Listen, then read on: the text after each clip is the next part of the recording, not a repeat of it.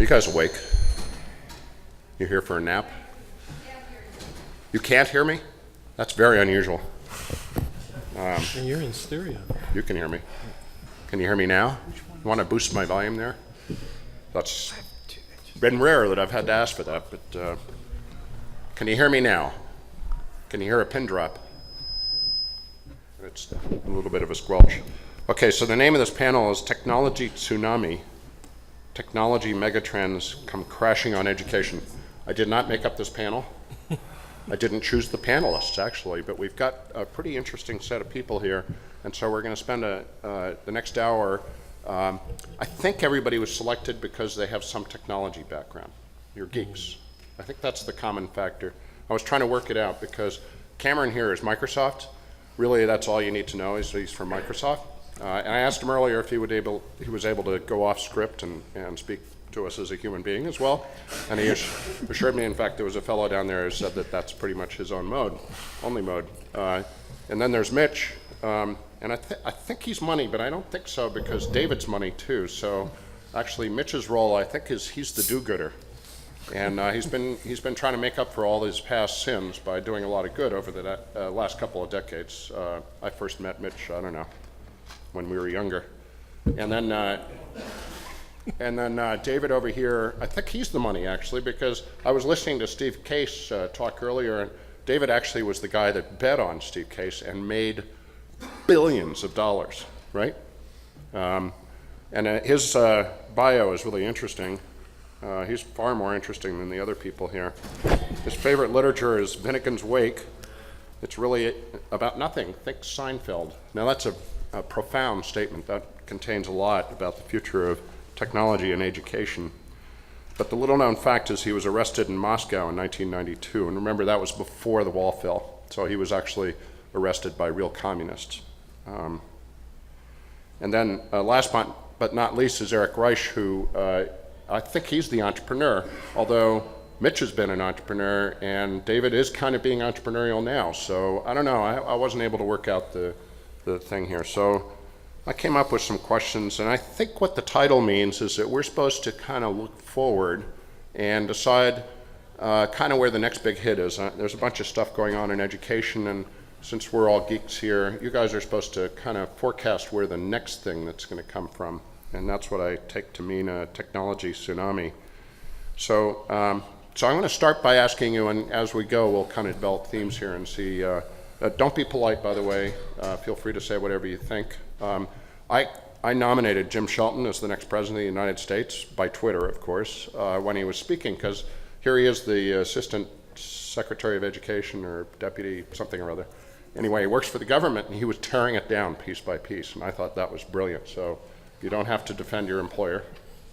So let's start then, Cameron, and put you on the spot. What is the next thing, and we're not talking .NET at this point, what is the next thing that's going to happen that's really going to take, say, teachers and administrators by surprise and that they're not prepared for? Well, thank you, Stuart, and hopefully you all can hear me in the back. Well, when we look at the next big thing, focusing education, that's going to take teachers in particular by storm, is that one, they're the audience that are undergoing the biggest transformation. It's not the technology, it's more of what's happening with people in the organization. But what we see that is really going to be a game shift is the fact that so much learning is happening without educators today.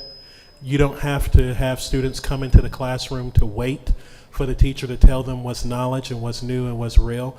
All of that is happening long before they show up. And so teachers are going to have to see a greater demand on themselves on how do they facilitate actually provoking new discovery in learning for students. So are you suggesting that teachers are going to not be needed anymore? Not at all. I think there's going to always be a threat of people thinking that technology is going to replace an actual human being in the classroom, but I don't think that's going to happen. I think what teachers are going to find is that they're going to have to be the learning leaders and up-level their skills because of the technology. Cool. We'll come back to that, particularly on the topic of MOOCs. Mitch? So I was interested to learn recently something surprising, which is that, do you know who the world's best chess player is? So it used to be humans until, I don't know, 15 years ago. And then the computers got so much better at it that my iPhone playing chess could beat any human grandmaster. But it turns out the best chess champions today are teams of people and computers. They can beat all comers. And in fact, the people are not grandmasters, and the computers are not the best standalone chess playing programs. But it's the creative combination of the human element and the machine element that is like completely killing it in chess. And you can look this up. Education, I think, same way. The big payoff from technology is going to be in its artful. I mean, I think I kind of agree with what you were saying, but it's where the platform's going to be that are going to leverage the human capital with doing the stuff that machines are really good at. And I think we're stumbling forward in ed tech towards that, but it's 2 steps forward, 1 step back, 3 steps sideways. So is that kind of the general topic of adaptive learning? Maybe. I mean, adaptive learning is algorithms that can watch what you're doing and change what it presents to you, and that has a place in it. But I go beyond that and say there are things that, well, I have this bet with Ray Kurzweil. He thinks computers are just going to push us aside, and I think that computers are still, people are still going to outperform computers. We're still going to need teachers. When you're trying to teach real higher level skills and coach people and raise people up to the next level and to get people to do what they're absolutely best at, the computer learning and the adaptive learning is going to be foundational and important, but you're still going to need the human in the loop. Okay, we'll come back to that too. We're going to come back to everything basically. So I'm trying to start out with the best of class. So David, you're next. So I love the chess allegory. I'm a competitive chess player, and I've felt that pain from losing to lots of people who were unranked but had an iPhone with them. My big prediction, or the area that I seek, is intimacy. I think the web and social networks and the granular nature of the internet, being able to handle disparate feeds of data in all kinds of parsed ways, is going to allow us to give product that people need and want. There was a teacher, I can't remember where, who in a fit of pique and anger said, hey, these MOOCs that you guys are all doing in Silicon Valley, if they can teach better than we can, then they should. And so I think there's going to be a showdown about what teaching means in the modern era that will make the good teachers celebrated more and will separate the profession of teaching into a few different modules that'll be interesting to see. And at Schmoop, I spend my days building MOOCs. We have 187 of them we're launching this fall, so I'm I'm only intimately familiar with that yeah, topic then. painful saying. stuff, yeah. So, but I hear the word intimacy, and I think personalization. Is that what you're saying? Yeah. And personalization like Facebook? I think at the aspirational level, meaning what you aspire to be, aspire to learn. So it's the first derivative of what the Facebook promise is. So we'll come back to that one as well, Eric. Oh, and I need to mention, by the way, that I was the first guy that threatened to be automated, because I used to be an editor, and one of the first applications for computers was sort of automated writing and editing, and get rid of all those goddamn editors, which has pretty much happened. That's why I'm a venture capitalist now, but Eric. Well, to tie together some of the comments that the first 3 panelists discussed, I think a key component going forward is really going to be about measurement, and there's a tremendous amount of disruption and change. I think everyone can acknowledge that, but it's going to be understanding what pieces of that change and what pieces of those new components are really valuable, which ones move the needle for teaching and learning, which ones are more of a distraction or more of a red herring than others. So I tend to agree with something that Cameron said, that a big portion of learning is going to be things that are off the curriculum, and it might be in a defined co-curriculum at a school or an institution. It might be things like service learning and other types of experiences that students have, and Mitch's example as well, and all of these things and all of these ideas are going to need to be measured in some way, whether it's to feed the algorithm for adaptive learning, whether it's to understand the blended learning experience, So I think that's where we're going next. So of course Eric's in the business of measuring, right? So Yep. you might have that point of view. I'm not saying that you're self-serving in any regard, but you're the entrepreneur, so I guess that's appropriate. I can challenge you in that way. Well, this is really interesting. So, I listened to what each of you are saying, and you're talking about kind of the soft stuff, and I can't figure out how that gets translated into technology, right? So we already have broadband networks, even though schools only 20% of schools have it, according to Jim, and we have ubiquitous devices, and we're all connected all the time, even if it's not in school. And so we have the ever-present network, and it's getting smarter, and the devices are getting more capable. So what's the technology? And so I'll go in reverse order now and start with Eric. But what's the core technology that's really going to show up? That's going to make measurement happen, or any of the stuff we're talking about? Well, I think measurement. I think it's less so about the device and the platform, and more about the finally utilizing the exhaust. I'll speak about data because that's where I'm from, but higher education is pretty much the only industry in America that ignores most of the data that they create, and now we're starting to see people put that information into practice. And the data is plentiful. I would probably say that that education as a whole doesn't have a data problem. It definitely has an information problem. So starting to mine that exhaust and using some of that information to create conclusion and put new hypotheses and new ideas into the hands of people like people on this panel that can create new solutions to actually make them actionable for the educational community is hopefully what happens, regardless of the platform of the device. So you're talking really about systems integration and topics like that. I mean, we have disks out in the cloud, and you can store data out there, and you can kind of get access to it. What you're talking about is kind of pulling it all together into some kind of integrated system that's accessible to numbnuts like me. Yep. That's not a technology. That's why I'm poking at you. I'm trying to. Well, I think that the technologies around some of the, you and I laugh when we use the big data term, but I think that those are going to be some of the key technology components, and being able to build data marts and three-dimensional data models to look at things both from an institution perspective and also from a practice perspective as well, to learn about insights at your own campus or your own school, but also learn where the trends are going in more of a wider model. So I think the technologies around the warehousing and things like that are going to be key moving forward. Well, you managed to dodge the question, but it's okay. I'll let you off the hook and move to David. So for me, it's a different cut on data feed. So it's some layer of mezzanine layer enterprise app software in some form that increases the sample rates of data in such a way as to mirror the current environment or state in a deep way. So if you think about the hertz rate that renders a video signal on a television screen, that rate has gotten faster and faster over time and more granular, and the data throughputs have become geometrically more difficult to manage. The problem in many of the companies here that I have been looking at is about the way the data scales, meaning they all seem to miss the soft stuff that, interestingly, we all focused on. So there's a z-axis that, for lack of a better term, I'll call mood.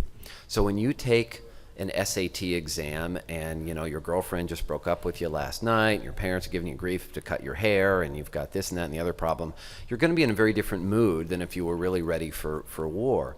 So there's a z-axis of mood. So what we do at Shmup to try to normalize for that, we play Eye of the Tiger, song, the Rocky theme, before anyone starts an exam, because we try to put them in a state that is that kind of ready for war, where the human condition is asymptotic to being at least very similar kind of people when they're in that fight or flight response. And then if you can normalize for the soft things, the data then is dramatically more meaningful. So I feel like we're in inning 1 or 2 of even figuring out how data maps in vast state plate tectonic shifts and condition changes that happen as part of emotions and moods that are endemic to what it means to be human. So I get it. That was great. I love the Eye of the Tiger idea. elevating you before you actually stress out and take the test. Is there a MOOC is a acronym, massively Open online like courses. courses. Yeah, I keep. We call it a schmook. A schmook. Is Yes. that, I was going to ask, why did you name it schmoop? And when David was invited to be on the panel, they misspelled schmoop, and that engendered a significantly biting email in response. Yes. Schmoop is Yiddish for move something forward a little bit. It's my grandmother used to say, "Schmoop me my, chocolates and shut up." Excuse me. And she would do that Rendering you too. Yeah. Speechless. But before I get to Mitch, because Mitch actually knows what I'm asking here, because he's probably heard me ask it a bunch of times before. But is there a technology that underlies MOOC? Is that MOOC is just a phenomenon, just kind of a state? That actually wasn't asking Mitch. I was asking David that. Yeah, I think it's just content. It's better content, which will disenfranchise lesser good content in a venue that's better. Okay. So first, I'll dodge your question, and then I'll answer your question. Okay. Well, that's cool. It's really not about the tech. It hasn't been about the tech for a long time. I mean, for many applications, and we get distracted. So I knew I would come into the panel sort of with my usual contrary opinion to things. But having said it's not about the tech, the second thing is that the tech that we have, as great as it is hardly evenly distributed. Yeah. When you see who has it and who doesn't have it, and what they can do with it and how ready they are, it's just like all over the map. And in the U.S., people from lower income communities, the effective access is dramatically less. An interesting thing is it is changing, and that's one of the things that will happen, because everybody has a cell phone. And all cell phones will be smartphones. Yeah, but in the U.S., it's almost there already. And but there'll still be a question of what are people doing with it, because if they're just doing Facebook, I mean, if it stops there, then it's missing the opportunity to use all the tech. I want to say something about priming and Eye of the Tiger, but I think I'm going to come back to that later, because I'm going to work it in. There's a lot. There really is something to this phenomenon of priming, but it is incredibly important when you're looking at groups about whom there are negative stereotypes about their ability to perform in education. And members of those groups, they themselves carry those negative stereotypes, whether it's girls in math or whatever. And if you reprime them properly, it completely closes the performance gaps. Fascinating scientific research.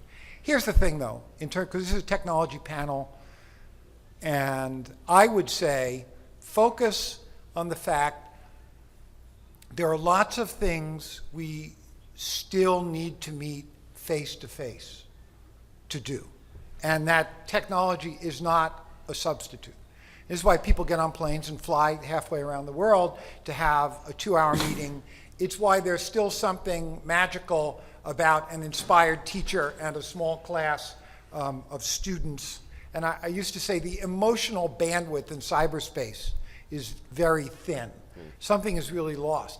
The big technology opportunity, if it can happen, is to permit the kinds of things to happen anywhere, anytime, anybody, that right now you've actually got to get people into the room together. And that would enable extraordinary kinds of learning, extraordinary matching of resources from where there's a supply of value to where it's most needed. And in a small way, this is going to be, I hope, the story of what happens with MOOCs as they evolve. The most interesting kinds of learning are this sort of project-based learning, collaborative, where you have groups of people, peer learning, where they're learning from each other, and there's social and emotional learning, and real human interaction going on. And right now, there's just awesomely little of that happens online. I mean, it basically rounds to zero, as a fraction of the whole. But if we can crack the code on how to have an online experience begin to be more face-to-face like, we're going to open all that up, and there are enormous possibilities for change there. Okay. Well, okay, before I go to Cameron, So you know about artificial intelligence because you remember when we were all excited about artificial intelligence, and that's a technology. Yes. Fortunately, we don't call it artificial intelligence anymore. Now we call it machine learning and a bunch of other things. Anything but artificial. Is that a technology? That's kind of what I've been fishing for. Is there a specific technology that helps transform education going forward that's not really being deployed now? No, see, I take the opposite side of that bet in each and every case. I mean, AI will have important applications in machine learning and adaptive learning, and it'll be a helpful tool, but not a silver bullet, not a panacea. Yeah. And the tech community in Silicon Valley is still, many people are deluded. They are thinking that there is a silver bullet, and they're going to find it, and they're going to apply it, and everything is going to be all better. And I mean, there's still a million things that I don't know, but having been around a long time, one of the virtues of that is I'm pretty sure that there isn't going to be the silver bullet from technology in education. It's a hard human problem. And if there was one, we would have found it already. Yeah. Okay, Cameron, so you're like a CTO of like the world's largest software company, except maybe that Larry Ellison thing, but so what is the technology? Having everybody else say there isn't one, but come on, man. So I'll be the contrarian, but that won't be a new role for me. When I look at this challenge broadly, all of these points that we talked about, whether it be content and MOOCs and the intimacy, I like that word, David, or You're whether hearing okay? Okay. and or whether it be about big data issues. One of the big challenges that the next few years that we should all be thinking about is how do we really incorporate search into a meaningful experience for people. I haven't had a smartphone, yet I've had phones that I've bought that are called smartphones for over a decade. I would call them more half-ass phones, more ass than half, because of the fact that they don't always know what I'm anticipating what I want to do. It's a Windows phone. And I've had other phones. I've got other tech too. Don't think because I work at Microsoft I don't have iOS and Google stuff. We're well informed. I'll say that. But and of all these technologies, what I really want search to do is not be about something being lost, because today search is fundamentally this assumption that I've lost something that I need to go look for. What I want search to take into consideration is all of the things it already knows about me, all of the data that these devices have about me, whether it's my GPS location, whether it's the barometer, checking the pressure or the altitude that I'm currently at. Bring all of that data to me in a rich, meaningful way. This big data challenge that we have will not be solved without search, and it will not be solved without machine learning, because we're not talking about just simply large data sets, but we're talking about the fact that there are different types of data, unstructured data, whether it be a student who's written a report and they want to find out if their work is an exemplar work in comparison to anyone else that has ever published anything in history. Has this been an original idea? Search should be discovering these things on their behalf and bringing that content back to them. We are not doing that in meaningful ways today. In regards to the comment about Facebook, there was one technology that most people probably that use Facebook often don't really pay attention to, but it is the secret sauce of Facebook, and it's their open graph technology. That open graph technology connects all of the relationships and all of the apps and all of the devices and everything. So if you're on a Nike Plus and you like to go out for a run, that app is connected to Facebook and all of your friends that are connected to Facebook. That graph that they have secretly running in the background is the most powerful thing behind it. Being able to search across that graph, get information back, is going to be one of those transformative technologies that we have to think about.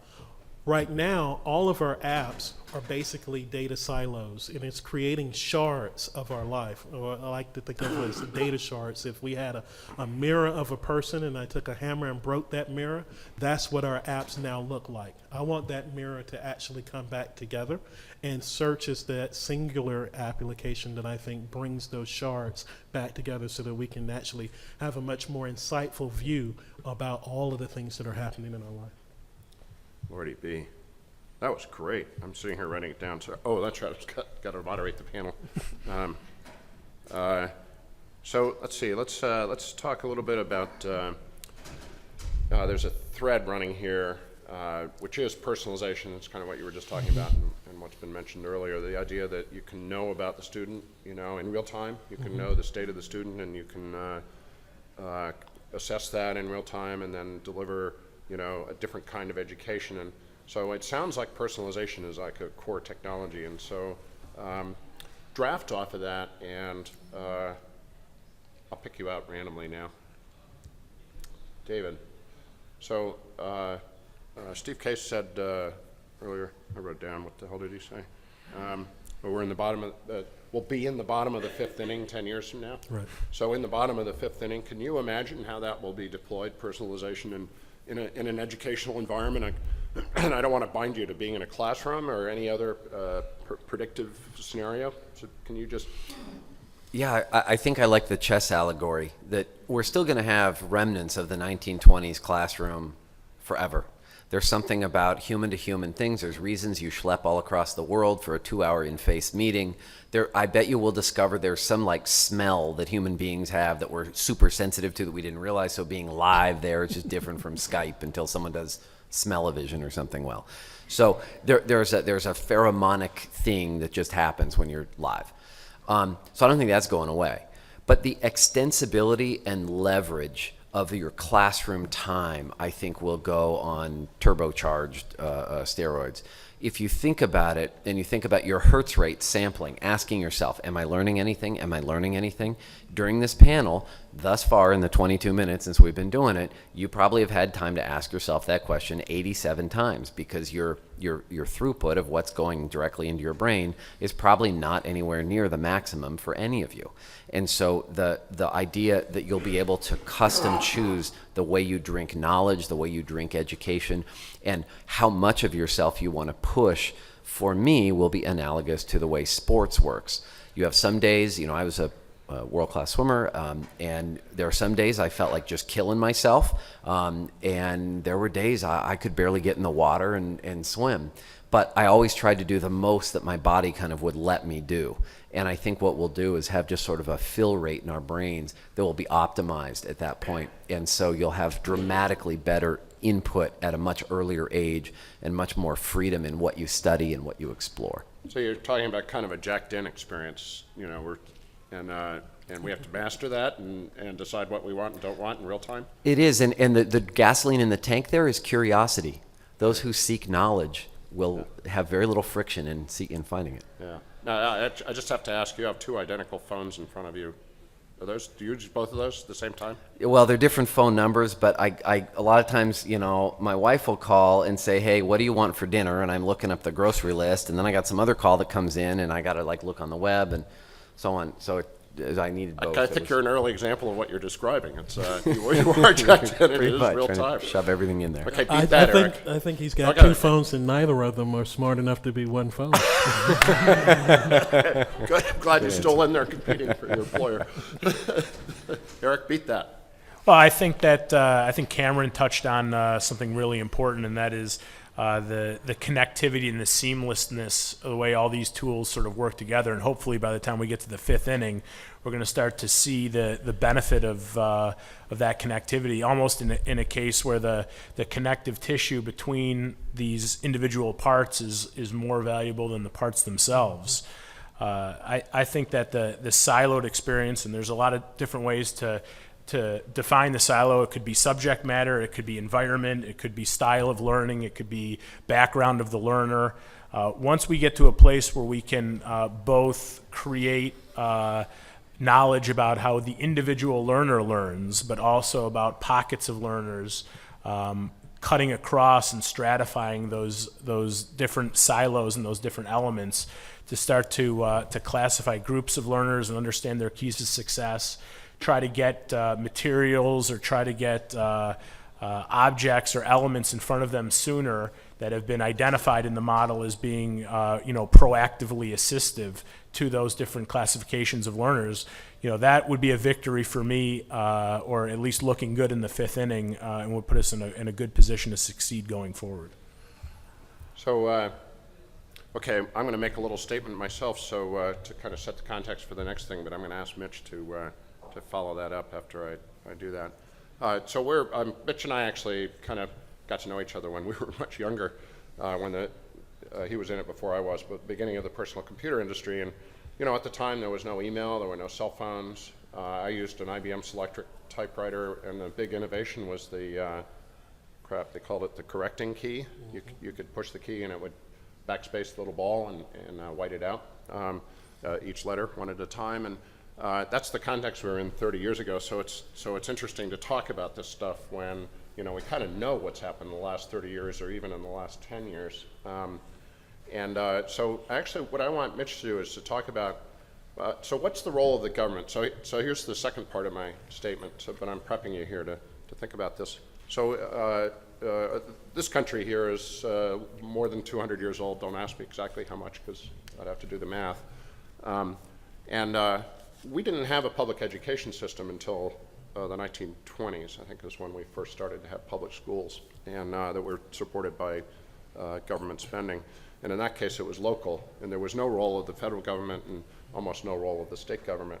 So we're talking about all this stuff, and we're talking about, there's technologies that so the question is, are we going to be in a situation where somebody's presuming to know what the body of knowledge is, and it's being applied in a way that students then soak up that knowledge, or is the objective different, and is the system run differently? It's a really big question. And you can take at least 3 minutes to answer it. So, role of government. Yeah. Actually, Gordon Krovitz said something that was annoying in the other talk.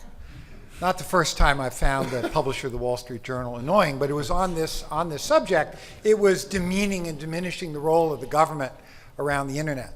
And the fact is that one of the things governments do well is to fund basic research, and to do it patiently, and to find smart people and give them the opportunity to learn basic things. And it's not the sort of thing that the private sector, at least in the societies we live in, typically does. So clearly there's going to be a fundamental and ongoing role for that if we want to invest in the future.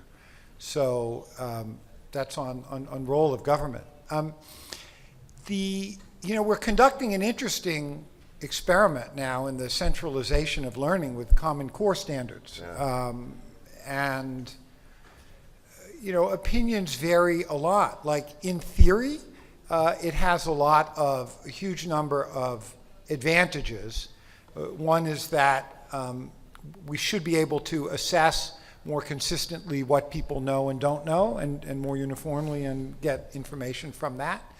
But it's unclear whether, first of all, it's actually going to work in practice as it's deployed, with all of the many classroom teachers who came of age and are uncomfortable with technology, or who knows if the online curricula and assessments are really going to be, good enough. And, that's Common Core is sort of quasi-governmental. Yeah. So I think we have to look at that carefully and judge as it goes. But, and we have this experiment that'll be in hand, so we don't need to speculate about the distant future. We'll be able to see over the next 2 or 3 years, is it like really working, kind of sort of working, or, oh God, pretty bad, what are we going to do next?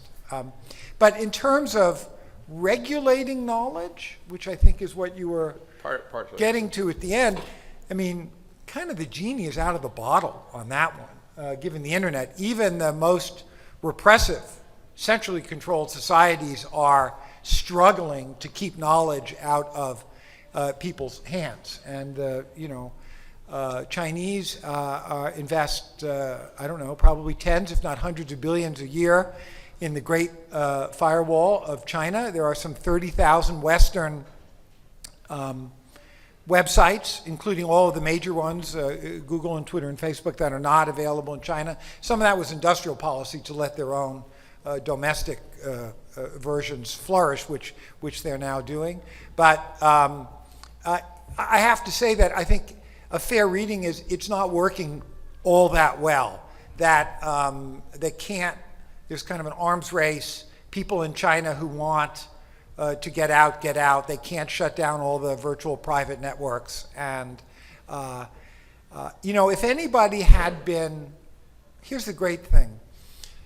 Nobody was paying any attention when the internet was being built. It was basically a bunch of liberal professors and researchers with liberal political ideas who embodied it into the core protocols of the internet. And for better, and in some ways worse, mostly for the better, but certainly not entirely, that's what we've got now is the global basis of our society's the information and communication architecture. You can't go back and change that. I think the challenge is how to embrace the openness of knowledge that the internet enables without being drowned by all of the horrible, bad, uncontrollable stuff which is flourishing from scams and phishing and identity theft and child porn and every bad thing that people do. People have found ways on the internet to do it better, faster, and quicker for the same reason that all the good stuff spreads. It's just not fundamentally a very controllable kind of medium. And that's, I would say, rather than is the government going to control us, we're going to have to, all, not just our society, but all are going to have to address these kinds of issues. So this is a step short of apologizing for the internet. That was invented not by me, but by not Al Gore, but by another set of people. Yeah. But I think to be responsible, we should be thinking about that. And one last thing, if my 3 minutes aren't up. The internet permits people to live in their own fact universe and not really have to deal with a consensus reality. So the most interesting thing I've learned recently is the following. When it came to cults and conspiracy theories, they used to be siloed. You had the John Birch Society, and it had its view, sort of a right-wing view about the Rockefellers and the Trilateral Commission, where the secret powers controlling the world. And you had the people who believed the UFOs were there, and the government was the conspiracy that was, preventing us from knowing about that. And you had the occultists, who were the people that believed that there were these ascended masters who were really sending information down from the astral plane to their adepts, and they really knew what was going on. In the internet era, no silos. It's all a new age bricolage of UFOs and occult spirituality and right-wing plots, the New World Order. And if you listen to some of the radio programs, or you read this stuff, they have their websites, they have their own bizarro universe that is complete and hermetically sealed, that without the internet it couldn't happen, and they're true believers in all of this. And it's just... I'm trying to figure out what your conclusion from that is. Well, here's the conclusion, that technology is a fantastic enabler and amplifier of all that is human. Sure. The good, the bad, and the ugly. And every time we in the technology world make some big, shiny new thing, we can, and we're all focused on, oh, it's so good, and look at all the neat stuff you can do. We're also creating some series of huge messes that we or people after us are going to have to clean up. So okay, stop there. I'm stopping. Okay, stop there. Thank you. That was a little more than 3 minutes. I know. Sorry. And I'm going to ask Cameron to follow that. Yeah. So, just try. In a Conspiracy specific theories, way, the but don't occult? start quite yet, because I need to tell people that it would actually be useful if you had questions that you wanted to ask. When you walked in the room, you probably had some notion of what a technology megatrend was, and we may not have answered that question. So it has to actually be a question, no statements. And you'll raise your hand if you want to do that. But now I'm going to ask Cameron the question, which I kind of asked Mitch, but got a different answer. Which is there a data architecture that gets suggested by kind of a global, universal system that organizes all knowledge into something you can interact with in real time, by plugging it into your brain and having it highly personalized? Is there a way to kind of organize all that stuff in a data architecture? And you're the CTO at Microsoft. Another Microsoft, standards body? Without a standards body, exactly. We're talking, it's kind of an IT question. Yeah, I've actually grown weary of the standards because if anybody that has ever implemented a standard knows that every corporation takes their own flavor of those standards. And so the fidelity of information exchange is always compromised based on how they did that implementation. What I really look for is how do we make sure that whatever the data you're capturing, keeping in your particular app, your particular device, how can you obfuscate that so I don't even have to care and it be shared with all of the other information systems that I have across the board? That's going to be far more important than the government or even some open group trying to come up with an architecture or a standard, because fundamentally what standards do is allow us to do the same things at scale, but they don't allow us to have massive scale of innovation. And so if we're going to be able to have innovation at scale, we need the ability to deal with diversity and have differentiated applications, differentiated pieces of data, be able to work well together versus trying to figure out how to get them to work homogeneously together.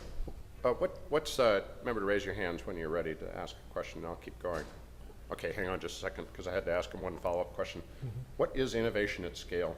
I always thought of innovation as something out there on the edge, and then it gets adopted and sucked in. So how does everybody become innovative, as I think you're talking about? Yeah, when I look at innovation at scale, it's fundamentally the principal reason I came to Microsoft. Because when you look at how today as a company we have 1.5, 1.6 billion people that use Windows around the world. Not all of them pay us for it, but there's a good chunk of folks that use Windows. Fair number do. Fair number do. We do all right. But each of those actors around the world get to use that platform to do whatever it is they want to do in whatever way they want to do it. And we sometimes forget about it, we dismiss it. You know, when I look at the billions of people that search on Google every day, that is a huge accomplishment for Google. But we should never take, for example, if there are 1.5 billion people on the planet using a Windows computer, that most of those searches were being done through Windows. Or the fact that so many people are being on Facebook. These platforms have enabled innovation to be layered upon each other, like precept upon precept. So kind of what you're saying is that it was, that Facebook's now the biggest application. They have 1 billion registered users. Absolutely. And that's, X number bigger than the prior. I'm saying they all share a symbiotic relationship. Right. While in the marketplace is highly confrontational and highly competitive, they all require each other in order for them to survive. And as long as these platforms provide that symbiosis for each other and allow each of those mutual ecosystems to flourish, that's a good thing for the overall market, and that's a good thing to see that innovation continue to scale across the world. That was a lot of syllables for me. So now we go into the adaptive moderation part of the panel, and this gentleman got his hand up first. Hi there. I wonder if you could answer this question, which is not really a rhetorical question, but why isn't there a MOOC or an online education program that teaches people how to play basketball? And what would it take for something like that to happen? David. Well, how to play basketball, it depends what you mean by play. I'd add the word how to play basketball better. Basketball's a physical thing. And there actually is a Wii that teaches you how to play golf now. It sends little pulses to each of your joints. You put on 16 different little straps around you. All those things will happen, but it's more like why? It takes away all the fun, out of the notion of a game. So if there's a competitive element, you're trying to do it better, that's one thing.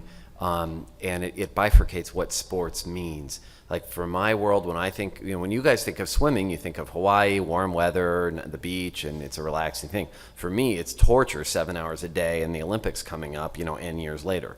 So everyone has kind of a different mindset for how they think about sports and training and what it all means. I think your question is getting at that where do MOOCs sort of end, where is their frontier? And I think they're pretty far out there. Maybe religion. It doesn't teach you how to talk to God yet. So That was a good line. Does anybody want to add to that? If not, we'll move to this gentleman here was the second one with his hand up. I see you and I acknowledge you. This question's, I guess, for Mitch. The point you made about face-to-face education really being maybe the key to cracking online ed, where do you think in the marketplace that should first blossom? Where's the first kind of early adopter spot where you'll see that appear if it's true that it's going to work? Oh, that's a great question. Yeah. Well, there'll probably be something in gaming, just because there's a huge amount of, I mean, it's a huge market, and it's a ready market to try to absorb innovations. And so, you know, kind of virtual reality-ish stuff is likely to find a first home there. I saw Amin Saberi just come in, and I'll plug one of our investments in a MOOC called NovoEd, which is his. The interesting thing about that is it is built around social learning and group projects, and the fact that certain kinds of learning happen best when you have teams of people working with each other.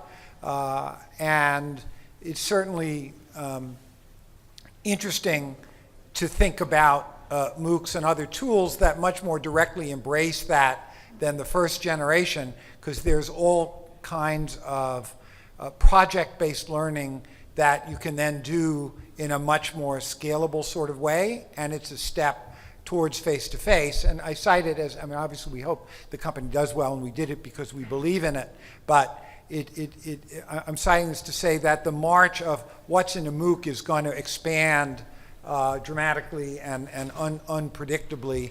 And I think higher ed and not K-12, but both higher ed and lifelong learning, those are markets where dollars flow more fluidly, and they're therefore likely to attract companies that are actually have some success and more capital. Even though I think, you know, in terms of national priorities, K-12 really important, but as a practical matter, I would look on the low end at gaming and on sort of the